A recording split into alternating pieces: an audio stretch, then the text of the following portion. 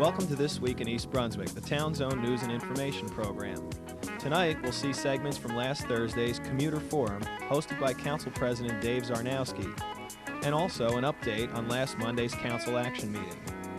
Local artist Don Glickman talks to us about his work now on display at the East Brunswick Public Library, and a peek in on the high school drama club while they rehearse for their upcoming performance of Oklahoma. And on your pet doctor this week, bunnies and chicks as gifts for the Easter holiday, some helpful tips you may want to consider. But first, here's a look at next week's schedule on Channel 8. Monday morning at 10, tune in for exercise on Look Great, Feel Great. And at 7:30 Monday night, live on Channel 8, the PTA President's Council presents the Board of Education Candidates Forum. Tuesday evening at 7:30, tune in for financial information on you and your money, followed at 8 by Exercise the Right Choice. Wednesday afternoon at 3, it's Stories from the Library. At 7:30 Wednesday evening, it's Spotlight on Education, followed by 18, Growing Up in East Brunswick at 8 p.m. We'll be back next Thursday at 7 and 8 with an all-new This Week in East Brunswick, and also Aging Aspects at 7:30. And a special live cast Thursday at 8 p.m. of the 93-94 School Board Budget Presentation. Check the Channel 8 program guide for information and repeats of all of our shows.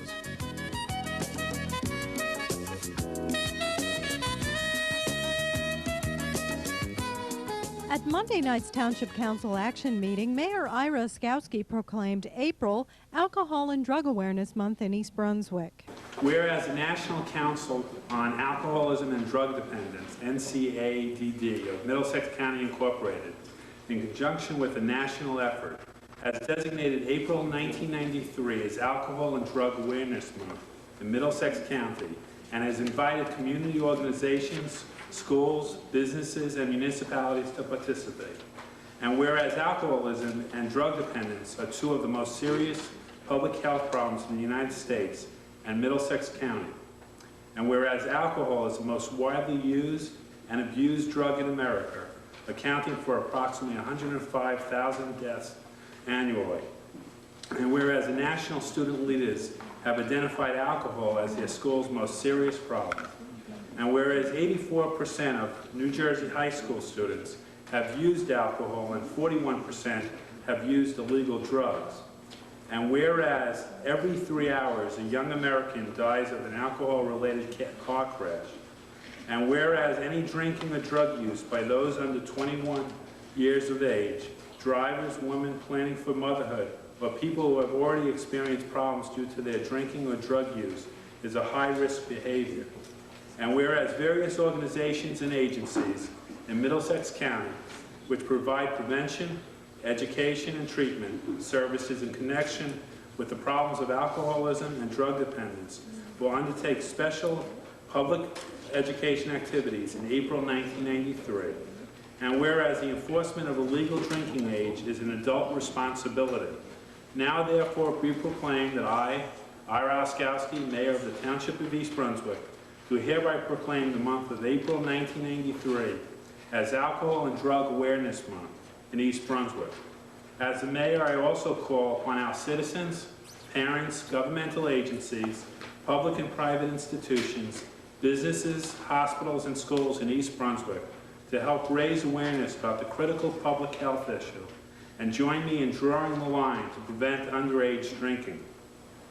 Be it further proclaimed that I commend the National Council on Alcoholism and Drug Dependence of Middlesex County Incorporated for its outstanding contributions in promoting the prevention and public awareness of alcoholism and drug dependence in Middlesex County. The mayor also recognized the high school's Hands Across the Water program by welcoming Russian English teacher Ludmila Vershishina. Whereas East Brunswick Public Schools participate in the Hands Across the Water Teachers Exchange Program, and whereas this program allows teachers to visit countries around the world to experience different educational systems and to learn about the roles of educators in today's society, and whereas Ludmila Vershishina, a senior grades English teacher from Kirov, Russia, will be spending 3 weeks at Frost School in East Brunswick with her American counterpart, Dolores Susnick, a nurse at Frost School. Now therefore be proclaimed that I, R. Oskowski, Mayor of the Township of East Brunswick, do hereby extend a warm welcome to Ludmila Vershina and wish her a productive and enjoyable stay in the United States. Welcome. To the Mayor and members of the government body, greeting from our Mayor and Council to you. Hands Across the Water is an outstanding exchange program, and we are happy to have a small part in it by having one of our residents, Mrs. Ludmila Vershina, bring you our greetings personally. May this exchange program continue for many years, as it will give some of your citizens, as well as ours, the opportunity to meet and know from personal experience and the different methods on how we approach and solve the problems of everyday living. I'm certain that by sharing educational practices, our cultures and our hopes for the future of the children of the world, our cities will be drawn closer together. In the name of the international friendship, may I offer our best wishes for the future development of your city and of your country. I look forward to working with you in the future. Sincerely, Angeli Mikheyev, Mayor. Council President Dave Zarnowski presented a resolution honoring 11 East Brunswick teachers. Whereas 11 faculty members of the East Brunswick school system, one from each school, received the annual East Brunswick Teacher Recognition Awards at the Board of Education meeting held on March 11, 1993. And whereas the criteria for the award were 1. Effective use of instructional techniques and methods, establishment of productive classroom climate and rapport with students, development of feelings of self-worth and love of learning in students, contributions to the professional staff within the nominee school.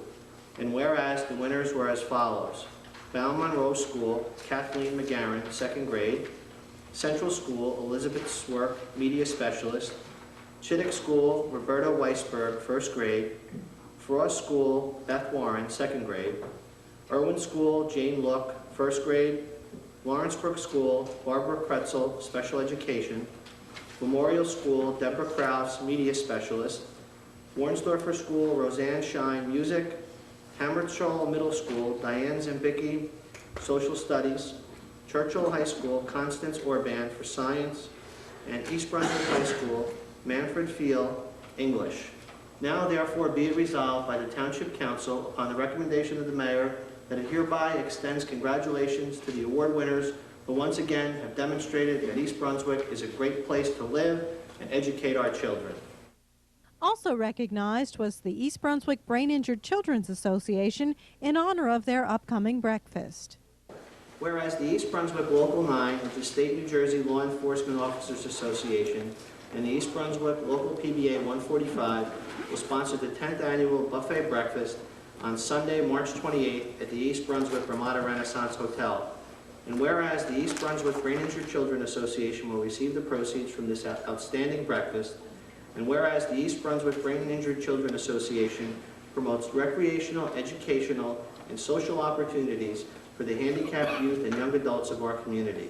Now therefore be it resolved that the Township Council of East Brunswick urges the residents to support this worthwhile cause and wishes best of luck to the volunteers and participants for a very successful Daisy breakfast. Good luck.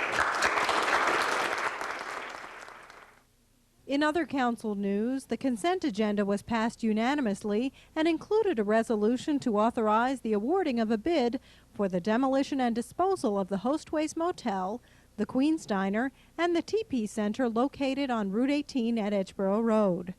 The passing of this resolution will now make way for the construction of a new jug handle at the intersection.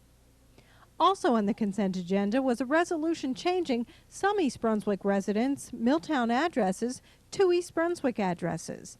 However, this resolution was tabled until the township can gather the opinions of all of those residents affected by it. Complaints about service and safety of suburban transit buses predominated at a commuters forum held last Thursday night in the municipal courtroom. The forum was Council President Dave Zarnowski's idea. His intent was to give commuters from East Brunswick an opportunity to express their concerns and gripes with the service provided by suburban transit. On hand to answer questions from about 50 commuters who turned out for the meeting were Ron Kahn, Vice President of Operations for Suburban Transit, L. Mason Neely, Chief Finance Officer for the Township, and Ed Miller and Matthew Corton of the Township Commuter Parking Advisory Committee. Commuters complained most frequently that Suburban's buses are often late in the morning and the evening, that they break down too frequently, and that they are too crowded. One resident said he often has to wait for 2 or 3 full buses to pass by before he can get on one with a seat. He argued that there are not enough buses to service the later stops. Zarnowski agreed that the buses are even full arriving at the World Trade Center. Another resident, frustrated with the inconsistency of Suburban service and tired of waiting 45 minutes to an hour for a bus home, summarized her thoughts. Suburban has a problem. When you're good, you're very, very good. But when you're bad, you're horrible. Okay? I get on the stop before this gentleman. Okay? Myself and 2 other women which aren't here this evening. It's a joke. We've become friends. Waiting for a bus. We're going out together. Our husbands are meeting. We're waiting for a bus. Okay? No, this is not right. We stand there between 45 minutes and an hour sometimes, between 5 and 6 o'clock. Other commuters expressed concerns about the carelessness and apparent lack of experience on the part of the drivers, and about dispatchers who are unable to provide them with the information they need. One resident suggested separate buses to Nielsen Parking Plaza and the Transportation Center as a solution to the overcrowding problem. Ron Kahn promised to investigate and attempt to resolve the problems called to his attention during the forum. According to Lou Neely, chair of the Commuter Parking Advisory Committee, about 1,500 people commute each way between East Brunswick and New York City. Of those, 70% are township residents. If you're a commuter with a concern, you can speak with any member of the Commuter Parking Advisory Committee, including Mr. Neely, who can be reached at the Township Finance Office at 390-6860.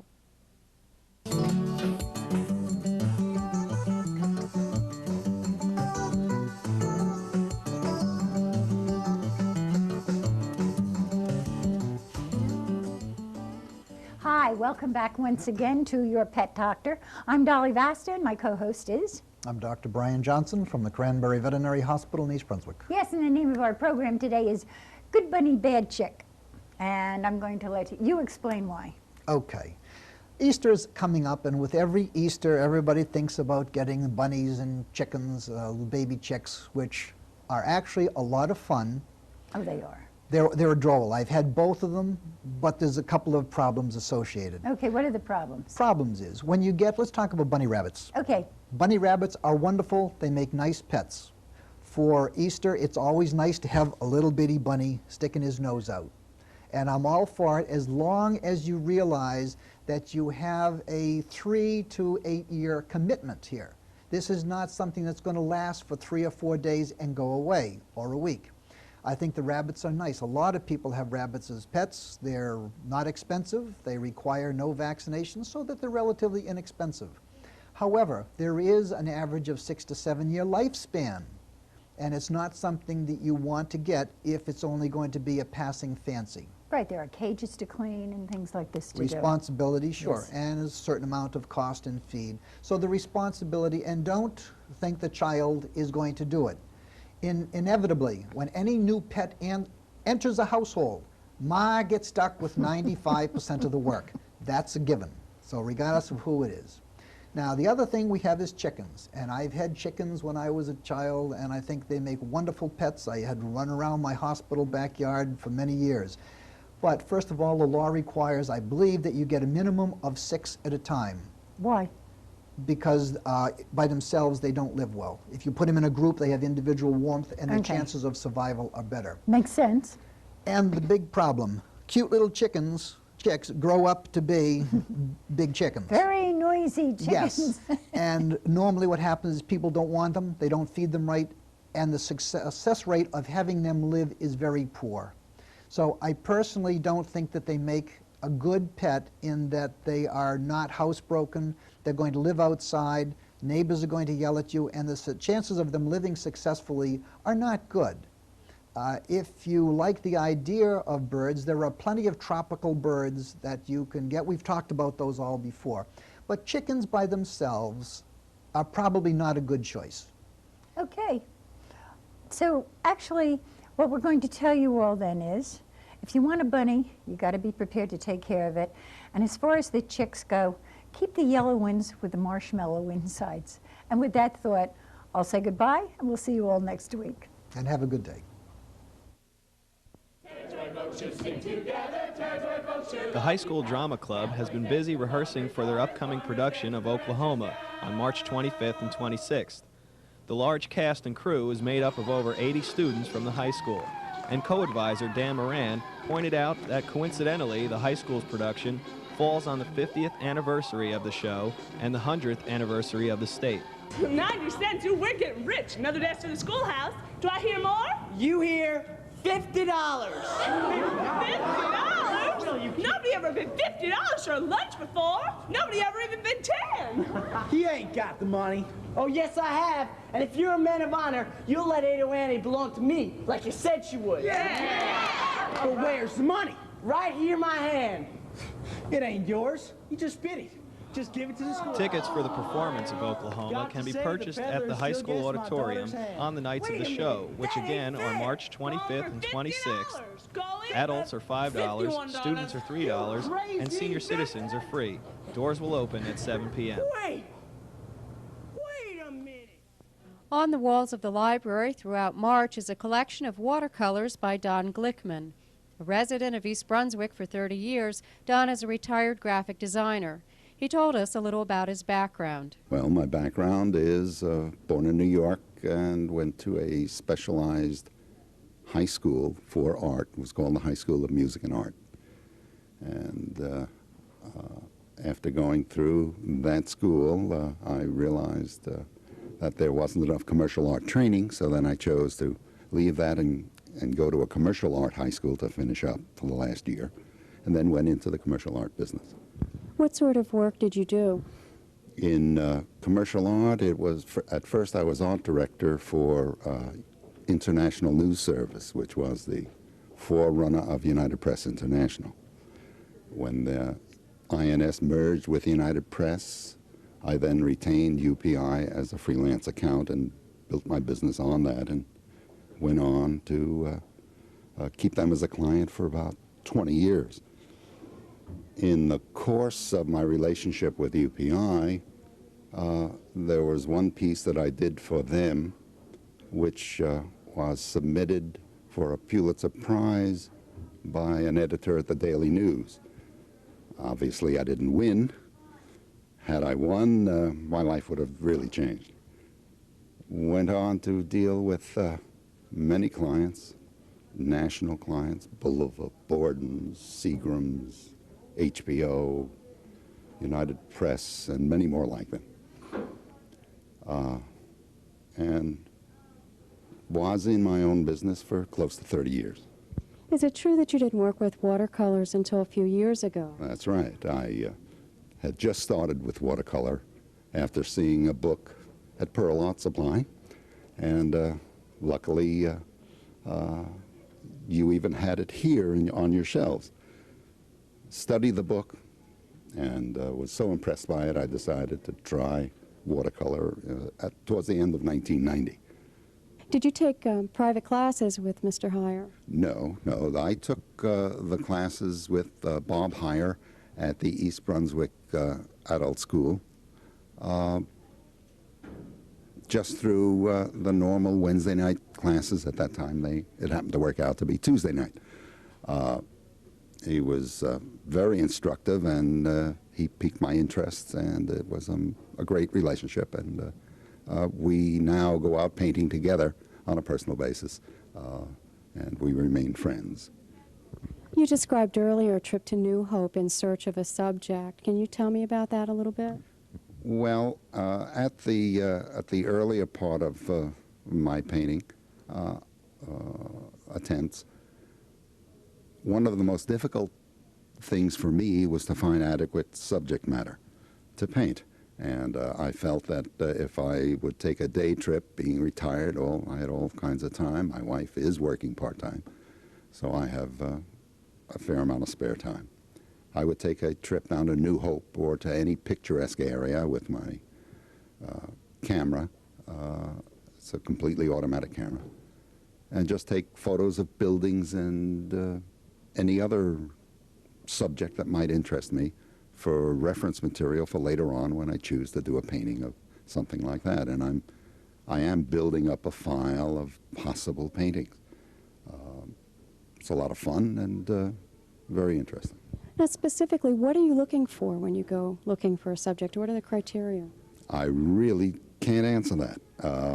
It's just as you might find anything that might be of interest. And when you want to analyze that, it is not necessarily something as specific as a tree or a house or a boat. It's really something with an interesting shape and an unusual shape and possibly unusual color. Something that is just interest. And from that, you can develop it into a painting. What are your favorite subjects? I would say landscapes and fishing boats. I have yet to go down and sketch an actual fishing boat. I get my information from photographs or postcards or wherever. I'm fortunate I can sketch and I can draw, and so I can make little thumbnail sketches, or I carry a sketchbook with me, make a little sketch, and then figure out which areas are going to be dark and which are going to be light and which are going to be white.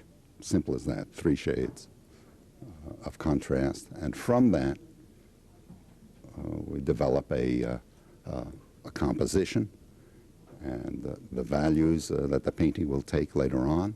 Then I will take a sheet of watercolor paper. In this case here at the library, most of them are half sheets of a standard size watercolor paper.